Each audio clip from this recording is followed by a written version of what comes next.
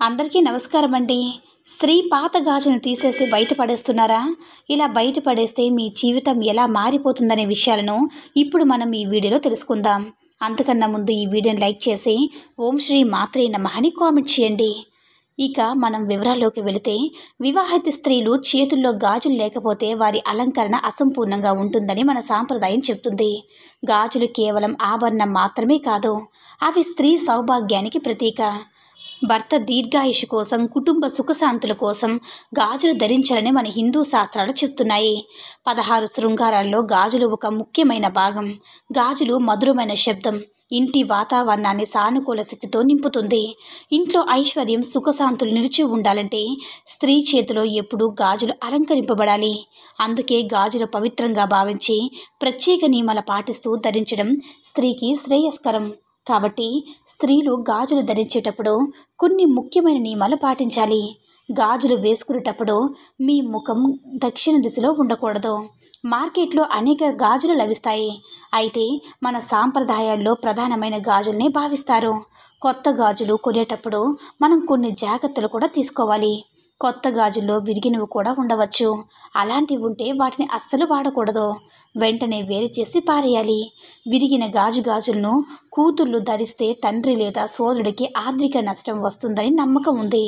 కాబట్టి గాజులు ఎప్పుడు కూడా జాగ్రత్తగా చూసుకొని విరిగిన గాజులు వాడకుండా వాటిని పరేయడం వల్ల ఎలాంటి దోషం కూడా ఉండదు. ఇక గాజుల గురించి మరొక ముఖ్యమైన విషయం ఏంటంటే, 2 చేతుల్లో సమాన సంఖ్యలో గాజులు ధరించకూడదు. ఉదాహరణకి ఎడమ చేతిలో 9 గాజులు ఉంటే కుడి చేతిలో 10 గాజులు ధరించాలి. ఒక చేతిలో తక్కువ గాజులు, మరొక చేతిలో ఎక్కువ గాజులు ధరించడం శుభప్రదంగా భావించబడుతుంది. గాజులు ధరించేటప్పుడు మీ జుట్టు విరబూసుకుని ఉండకూడదు. ఈ విషయాన్ని చాలా జాగ్రత్తగా గమనించుకోండి. ఒకవేళ మీ జుట్టు చిన్నదైతే తలపై ఒక దుప్పటి లేదా టవల్ను కప్పుకున్న తర్వాత గాజులు ధరించాలి. స్వర్ణ గాజులంటే బంగారం గాజులు. ఈ 2 చేతులు కూడా ఎప్పుడు కూడా ధరించాలి. ఒక చేతిలో బంగారం గాజులు, మరొక చేతిలో గడియారం లేదా బ్రాస్లెట్ ధరించడం అనుకూలం కాదు. ఎక్కువ గాజులు ధరించలేని పరిస్థితి లేదా ఎలర్జీ ఉంటే కనీసం 2 గాజులు ధరించడం సరిపోతుంది. ఇంట్లో అశుభవార్త వచ్చినప్పుడు మీరు ధరించిన గాజులు మళ్ళీ పూజ సమయంలో వాడకూడదు. అవి శుద్ధమైనవిగా పరిగణించబడతాయి. కొత్తగా ధరించిన లేదా రెస్టారెంట్కి లేదా పార్టీకి వెళ్ళినా అక్కడ మాంసాహారం తిన్నట్లయితే గాజులు శుభ్రం చేసిన తర్వాతే పూజలో ధరించాలి. మట్టి గాజులు అత్యంత పవిత్రమైనదిగా భావించబడతాయి. వీటిని ధరించి పూజలు చేస్తే స్త్రీలు ఎల్లప్పుడూ కూడా సౌభాగ్యవంతులుగా ఉంటారని శాస్త్రాలు చెప్తున్నాయి. వివాహితులు లేదా కన్యలు తెలుపు లేదా నలుపు రంగు గాజులు ధరించకూడదు. ఇవి దోషకరమైనవిగా భావిస్తారు. బదులుగా పసుపు, ఎరుపు, ఆకుపచ్చ, గులాబీ రంగు గాజుల్ని ఎంచుకోవాలి. మీ గాజులను ఎప్పుడూ కూడా మరొక స్త్రీకి ఇవ్వకండి. అలాగే ఇతరుల గాజులు మీరు ధరించకూడదు. ఇలా చేస్తే ఇంట్లో సమస్యలు తలెత్తుతాయని నమ్మకం. సాయంత్రం సూర్యాస్తమయం సమయంలో, ప్రదోషకాలంలో గాజులు ధరించడం మానుకోవాలి.